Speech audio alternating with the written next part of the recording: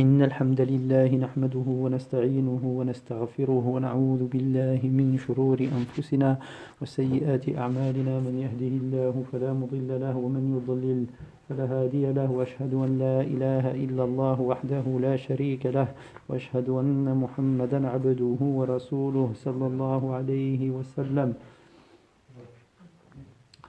La louange est à Allah subhanahu wa ta'ala, c'est lui que nous louons, auprès de lui nous recherchons protection et nous demandons refuge et protection auprès d'Allah le Très-Haut contre le mal de nos propres personnes ainsi que contre le mal de nos propres actions.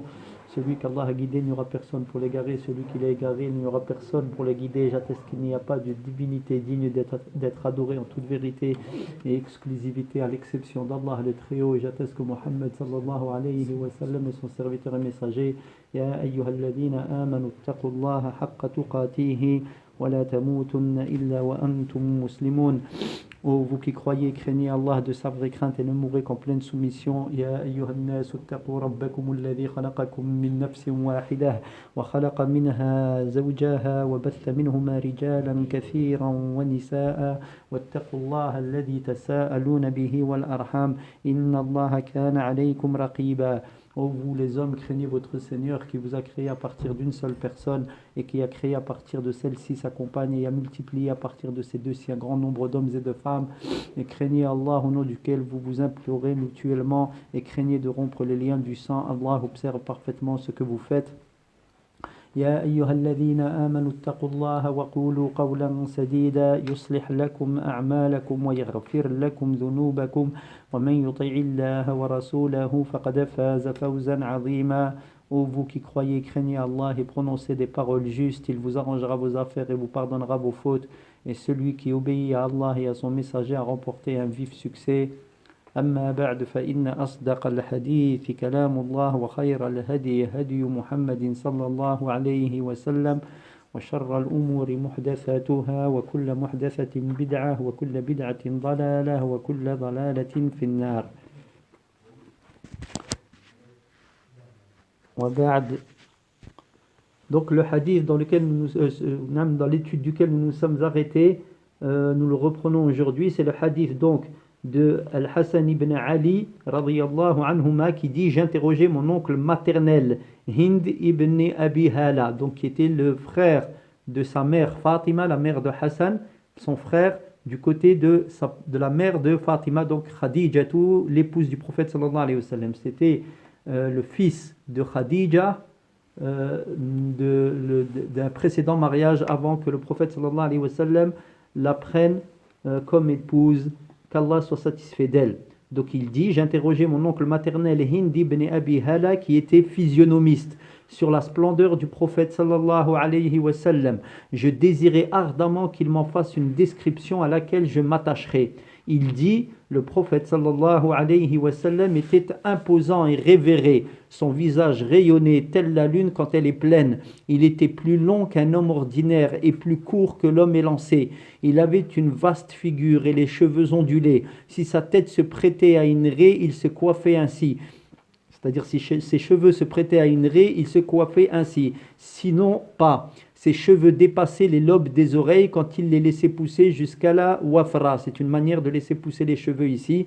Il avait le teint rosé, le front large, les arcades étendues, les sourcils combles sans être joints, traversés par une veine que l'ire, c'est-à-dire la colère balisée, le nez aquilin, une lumière le surplombait. Celui qui le contemplait le pensait alors busqué. Il avait la barbe garnie, les pommettes lisses, la bouche opulente, les dents espacées.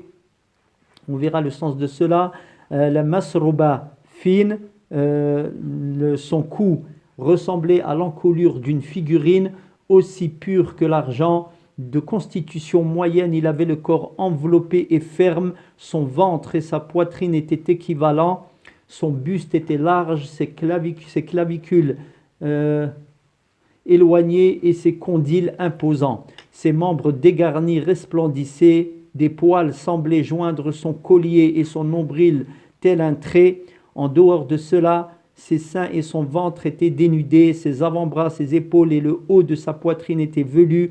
Il avait de longs radius, les paumes généreuses, les mains et les pieds charnus dont les extrémités étaient effilées ou subulées, les plantes concaves et les pieds satinés chassant l'eau. Quand il se déplaçait, il le faisait vigoureusement en posant des pas élancés. Il marchait placidement en faisant de longues enjambées. Quand il marchait, c'est comme s'il déferlait d'une déclivité. Quand il se tournait, il le faisait complètement. Il baissait les yeux et regardait le sol davantage que le ciel. Son regard était essentiellement méditatif. Il faisait précéder ses compagnons, c'est-à-dire qu'il marchait derrière eux et devançait ceux qu'il rencontrait par le salut. Donc nous nous étions arrêtés à la parole dans la description du prophète sallallahu alayhi wa sallam, dans la parole de Hind ibn Abil Hala. Sa parole, il avait la barbe garnie. Donc la barbe du prophète sallallahu alayhi wa sallam était bien fournie. Cela consiste notamment, donc c'est la guidée du prophète sallallahu alayhi wa sallam, donc sa pratique au prophète consistait à laisser pousser la barbe. Donc c'est sa sunnah. Il a ordonné dans plusieurs hadiths en considérant, donc il a ordonné cela en considérant cela comme l'une des traditions de la nature originelle, la saine nature de l'homme sur laquelle il est l'homme depuis sa création. Quant au fait de la raser, il le considère, le prophète sallallahu alayhi wa sallam l'a considéré comme une caractéristique des Masdéens, les associateurs, les adorateurs du feu et autres, des polythéistes et des juifs. De nombreux hadiths viennent interdire cela. Il ne fait aucun doute que l'amour pour le prophète sallallahu alayhi wa sallam pousse la personne à l'imiter et à laisser pousser sa barbe comme le faisait le prophète sallallahu alayhi wa sallam lui-même. La parole suivante le décrit comme ayant les pommettes lisses. Dans d'autres narrations, on trouve les pommettes plates. Donc ses joues n'étaient pas proéminentes. Des pommettes et les joues. Elles n'étaient pas proéminentes. Donc, ensuite, il dit la bouche opulente. Ce qu'il y a pour sens ici, il avait une grande bouche, sallallahu alayhi wa sallam. Et les dents espacées. Le sens de ceci, c'est qu'il avait un espace entre les incisives et les canines. Les incisives et les canines, ce qui fait partie de la beauté. Or, Allah Azza wa Jal en a doté dans sa constitution. Et le prophète sallallahu alayhi wa sallam a lui interdit qu'on espace les dents en raison de l'altération de la création d'Allah que cela comporte. Et il dit, il avait donc la masrouba fine. Qu'est-ce que la masrouba? Elle désigne les poils du torse lorsque ceux-ci s'étendent en filet jusqu'au nombril. Il dit ensuite, son cou ressemblait à l'encolure d'une figurine aussi pure que l'argent. La figurine est la statuette que l'on confectionne en ivoire ou en une autre matière. Ici, c'est la beauté du cou du prophète sallallahu alayhi wa sallam qui est décrite, sa forme droite et rectiligne. De constitution moyenne, il dit ensuite de constitution moyenne, c'est-à-dire que sa stature était moyenne. Nous avons vu ce qui traitait de cela précédemment. Ensuite, il dit, il avait le corps enveloppé et ferme. Dans la description de Ali dans un hadith précédent, radiyallahu anhu, nous avons vu qu'il l'a décrit comme n'étant pas obèse. Il n'était pas obèse, pas gros. Sallallahu alayhi wa sallam. Dans le hadith numéro 7, il n'était pas gros. Ici, il dit qu'il avait le corps enveloppé et ferme. Ce qui veut dire que son corps n'était pas maigre, c'est-à-dire fin et faible, mais il n'était pas non plus gros. Son corps était bien en chair, ce qui indique un corps puissant, sallallahu alayhi wa sallam. Ensuite, il dit, son ventre et sa poitrine étaient équivalents, c'est-à-dire son ventre ne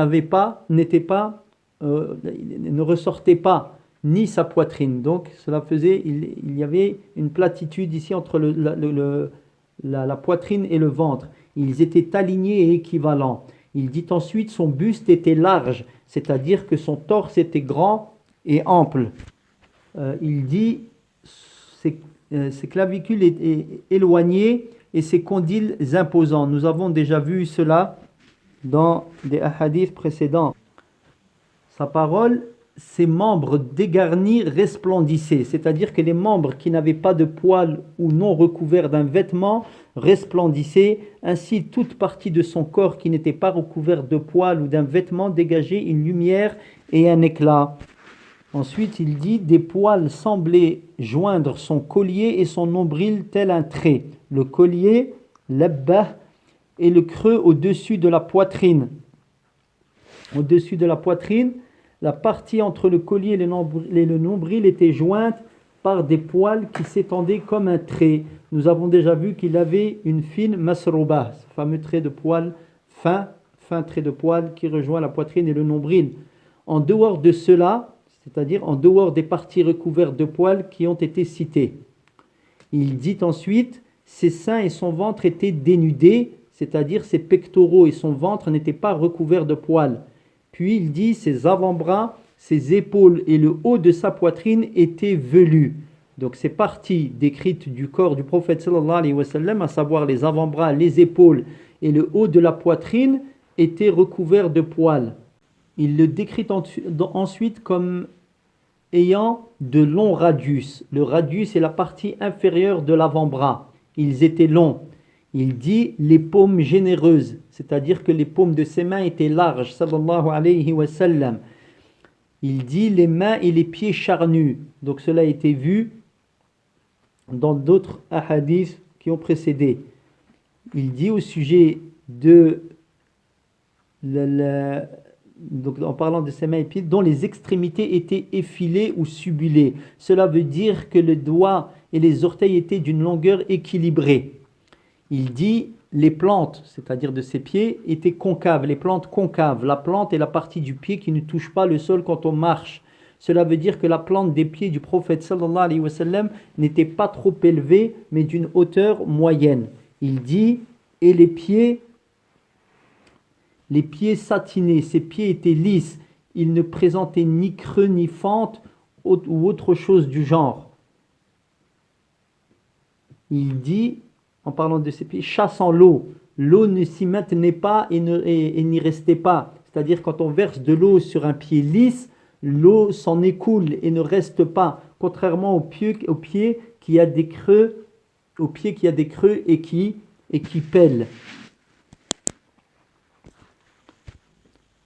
La parole suivante dans la description du prophète sallallahu alayhi wa sallam est quand il se déplaçait, il le faisait vigoureusement. C'est-à-dire que quand le prophète sallallahu alayhi wa sallam marchait, il levait ses pieds du sol avec force, non pas comme le fait la personne amorphe et apathique, avec fainéantise. Il marchait en levant les pieds avec une grande vigueur, en posant des pas élancés. Nous avons déjà vu la signification de l'élancement dans les hadiths de Ali et d'Anas, qu'Allah soit satisfait de deux. Donc il marchait, il faisait des pas larges, sans pourtant faire un grand effort pour le faire. Il marchait placidement, c'est-à-dire que la marche placide est celle qui est équilibrée. C'est l'une des qualités des serviteurs du tout miséricordieux, comme indiqué dans la sourate Al-Furqan. En faisant de longues enjambées, ses pas étaient larges sans toutefois se forcer pour le faire. Quand il marchait, c'est comme s'il déferlait d'une déclivité, c'est-à-dire comme il marchait, on avait l'impression qu'il descendait une pente. Il dit, quand il se tournait, il le faisait complètement, c'est-à-dire que quand il désirait regarder derrière lui, quand on l'appelait ou qu'il regardait donc, qu'il voulait regarder derrière lui, il ne tournait pas uniquement la tête, mais son corps tout entier, et ceci est un trait qui convient à la perfection de sa bienséance, sallallahu alayhi wa sallam, et le bon comportement. Il baissait les yeux, donc dans sa manière d'être, il baissait les yeux, c'est-à-dire qu'il baissait le regard. C'est pourquoi il dit juste après, et regardait le sol davantage que le ciel. Son regard était essentiellement méditatif. C'est-à-dire, quand il regardait quelque chose, il le faisait avec un air pensif, non pas comme celui qui veut fixer les choses. La méditation ici désigne la réflexion, le fait de penser et de méditer. Il dit, il faisait précéder ses compagnons, c'est-à-dire qu'il marchait à leur suite. Il marchait à leur suite, il laissait ses compagnons être devant pour marcher derrière eux. Il y a une sagesse à cela, c'est que lorsqu'il rentrait de voyage avec eux, par exemple, il était derrière, et comme cela nous est parvenu dans le hadith de Jabir ibn Abdullah radiyallahu anhuma, le prophète sallallahu alayhi wa sallam, lui, il a eu un problème avec sa monture, et le prophète sallallahu alayhi wa sallam, il a décrit le prophète comme étant derrière le groupe, et lorsqu'il est venu, il a rencontré Jabir. Donc c'est pour, il faisait, parmi les sagesses pour lesquelles il les faisait, c'est pour regarder s'il n'y avait personne qui était en retard, afin de pouvoir aider celui qui était éventuellement en situation problématique, afin qu'il l'aide dans la dite situation. Et il dit, pour conclure le hadith, et devancer ceux qu'il rencontrait par le salut. Il commençait lui par les saluer. Dans d'autres versions, on trouve il commençait, ce qui revient à la même chose. En d'autres termes, il s'empressait de saluer quiconque il rencontrait, même s'il était jeune, même un enfant. Sallallahu alayhi wa ala alihi wa sallam. Donc le hadith suivant, c'est le hadith de Abu Moussa. Donc l'imam Tirmidhi dit Abu Moussa Muhammad ibn al-Muthanna nous rapporte, Muhammad ibn Ja'far nous rapporte, Shu'ba nous rapporte d'après Simak ibn Harb, j'ai entendu Jabir ibn Samura dire, le messager d'Allah sallallahu alayhi wa sallam avait la bouche opulente, les yeux ashkal, en arabe ici on va voir le sens, et les talons flués. Shu'ba dit, je demandais à Simak, que signifie la bouche opulente? Il répondit, une grande bouche. Que veut dire les yeux ashkal? Il dit des yeux au bord allongés. Qu'est-ce que les talons flués? Il dit des talons garnis de peu de chair. Le hadith que nous venons de lire a été rapporté par Muslim. Rahimahullah. Donc dans ce hadith, la parole de Jabir ibn Samura, en décrivant le prophète sallallahu alayhi wa sallam, la bouche opulente, cette description a été vue dans le précédent hadith de Hind. Cela veut dire que sa bouche n'était pas petite et étroite, mais grande, comme l'a expliqué Simak à Shu'bah, qu'Allah leur fasse miséricorde. Sa parole, les yeux, donc Ashkal, Shu'bah, donc le narrateur du hadith, comme nous l'avons vu, dit, je demandais à Simak que veut dire les yeux Ashkal. Il répondit des yeux au bord allongé. C'est ainsi que Simak l'explique, ce terme-là.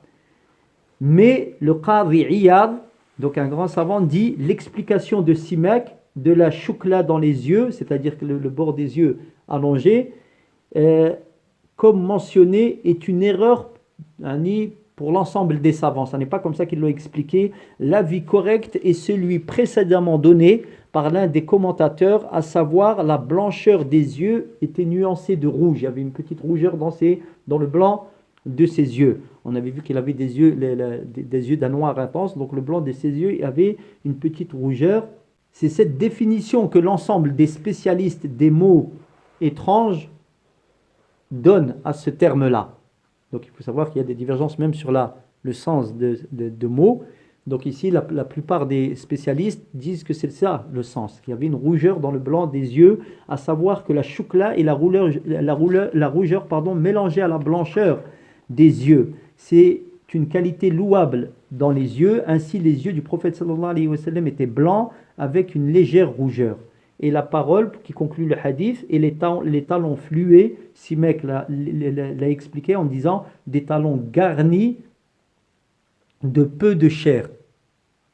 Donc il n'était pas gros ces talons, ils étaient garnis de peu de chair. Le talon est, comme on le sait, la partie arrière du pied. Donc le 10e hadith de ce premier chapitre qui traite de la description physique du prophète sallallahu alayhi wa sallam, c'est l'imam Tirmidhi qui dit Hannad ibn Thari nous rapporte, Abasar ibn al-Qasim nous rapporte d'après Ash'ath, c'est-à-dire Ibn Sawwar, d'après Abu Ishaq, d'après Jabir ibn Samurah, je vis le messager d'Allah sallallahu alayhi wa sallam une nuit claire. Il portait une hulla rouge, on a vu le sens de hulla. Je me mis alors à le regarder ainsi que la lune. Il était pour moi plus beau que la lune. Donc il dit dans le commentaire, ce hadith est rapporté par l'auteur, c'est-à-dire l'imam Tirmidhi dans son Jami'. Dans sa chaîne se trouve Ash'af ibn Sawwar qui est faible.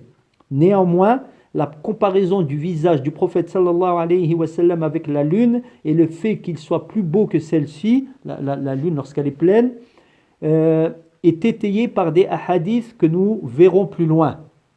Donc ça a été confirmé, cette partie du hadith, dans d'autres hadiths. Donc on considère cette partie comme ni'am, authentique, car elle est confirmée par d'autres récits eux-mêmes authentiques.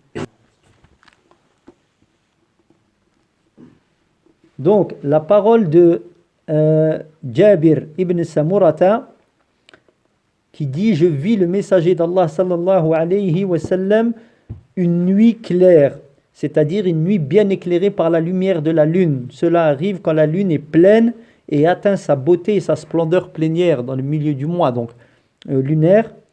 Il portait une hulla rouge. Le prophète sallallahu alayhi wa sallam portait une hulla. Et nous avons déjà vu la signification de ce terme. Donc, que c'était un habit lui-même composé de deux vêtements, en général, comme le izar et le rida, qui étaient portés à l'époque. Donc il dit: je me mis alors à le regarder ainsi que la lune. Donc c'est-à-dire, il a regardé la beauté du visage du prophète sallallahu alayhi wa sallam et celle de la lune, puis a comparé les deux beautés. Ensuite, il dit: il était certes pour moi plus beau que la lune. Il a constaté que la beauté du prophète sallallahu alayhi wa sallam surpassait celle de la lune. Dans de nombreux hadiths, son visage est comparé à la lune. La comparaison sert ici à rapprocher le sens et à l'éclairer. En effet, Allah Azza wa Jalla a doté le visage du prophète sallallahu alayhi wa sallam d'une grande beauté et d'une splendeur surpassant la beauté de la lune. Le hadith suivant, c'est le hadith dans lequel l'imam Tirmidhi dit: Sufyan ibn Waki' nous rapporte, Humayd ibn Abd al-Rahman al-Ru'asi nous rapporte d'après Zuhair, d'après Abu Ishaq, un homme questionna Al-Bara ibn Azib, le visage du messager d'Allah était-il comme l'épée? Il répondit: non, plutôt comme la lune. Ce hadith est rapporté par l'auteur, l'imam Tirmidhi, dans son Jami', et dans la chaîne de transmission se trouve Sufyan ibn Waki' qui est faible, mais il est rapporté par Al-Bukhari dans un autre hadith selon une autre voie d'après Abu Nu'aym qui dit: Zuhair nous rapporte d'après Abu Ishaq. On demanda à Al-Bara ibn Azib: le visage du prophète sallallahu alayhi wa sallam était-il comme l'épée? Il répondit: non, plutôt comme la lune. Donc ce hadith est authentique selon le rapport de l'imam al-Bukhari. Donc la parole ici d'Al-Bara ibn Azib, de celui qui a questionné, l'homme qui a questionné Al-Bara ibn Azib, qui lui dit comme l'épée. Quand il l'a interrogé, est-ce que le visage du prophète sallallahu alayhi wa sallam était comme l'épée? Cela peut vouloir dire la brillance et l'éclat de l'épée, et comme cela peut désigner la longueur et la forme linéaire de l'épée. La réponse d'Al-Bara ibn Azib: non, plutôt comme la lune, c'est-à-dire qu'il dit que le visage du prophète sallallahu alayhi wa sallam était comme la lune dans sa luminosité, son rayonnement et sa lumière. Il en va de même pour la rondeur de son visage. Ibn Hajar al-Asqalani explique dans Fath al-Bari, l'explication du Sahih al-Bukhari, c'est comme si les questionneurs voulaient comparer donc le visage du prophète sallallahu alayhi wa sallam à l'épée dans sa longueur, et qu'Al-Bara lui a répondu plutôt comme la lune, c'est-à-dire dans sa rondeur. Cela peut aussi vouloir dire qu'il parlait de l'éclat et de la brillance de l'épée et qu'il a répondu non, cela va au-delà. Il a eu recours à la lune parce qu'elle regroupe les deux descriptions, c'est-à-dire la rondeur et la brillance. Donc ici, comme il a comparé le prophète sallallahu alayhi wa sallam, le visage du prophète à la lune dans sa longueur, dans sa brillance et dans sa rondeur. Et nous avons déjà vu que le visage du prophète sallallahu alayhi wa sallam n'était pas totalement rond, mais entre la rondeur et la longueur, qu'Allah prie sur lui et le salue. Donc dans le 12e hadith, l'imam al-Tirmidhi rapporte qu'Abu Daoud al-Masha'ifi al-Masahifi Sulayman ibn Salm nous rapporte, An-Nadr ibn Shumayl nous rapporte d'après Salih ibn Abi al-Akhdar, d'après Ibn Shihab, d'après Abu Salama, d'après Abu Hurayrata radiyallahu anhu, le messager d'Allah sallallahu alayhi wa sallam était blanc comme modelé d'argent, il avait les cheveux ondulés. Donc dans le commentaire, dans la chaîne de ce hadith se trouve Salih ibn Abi al-Akhdar, et l'érudit Ibn Hajar al-Asqalani dit de lui, il est faible mais on tient compte de sa parole. Donc la parole d'Abi Huraira, qu'Allah soit satisfait de lui ici, le messager d'Allah était blanc. Dans ce qui a précédé de description, dans d'autres hadiths de la description de la peau du prophète sallallahu alayhi wa sallam, nous avons vu que la blancheur du prophète sallallahu alayhi wa sallam n'était pas pure, c'est-à-dire complètement blanche, et qu'il n'était pas non plus basané. Sa blancheur était teintée de rouge, donc rosée.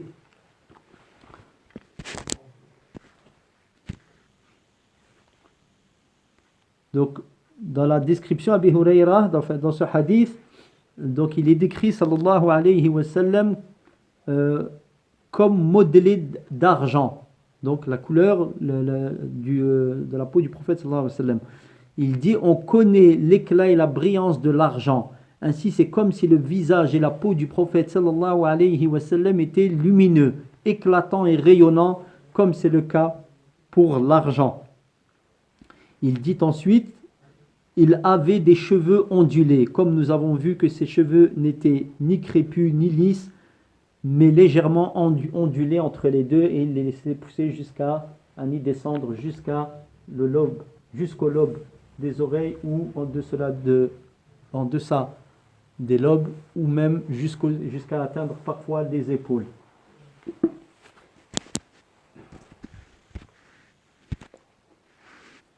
On demande donc à Allah Azza wa Jal qui nous accorde l'amour du prophète sallallahu alayhi wa sallam, l'amour de la sunna avec laquelle il a été envoyé, le suivi de celle-ci, l'appel à celle-ci, et de nous faire mourir dans le suivi du prophète sallallahu alayhi wa sallam, et d'atteindre la satisfaction du créateur du prophète Mohammed sallallahu alayhi wa sallam, et de l'univers dans son entièreté, de ce que l'on sait et de ce que l'on ne sait pas. Wa sallallahu ala nabiyyina Muhammad wa ala alihi wa sahbihi ajma'in.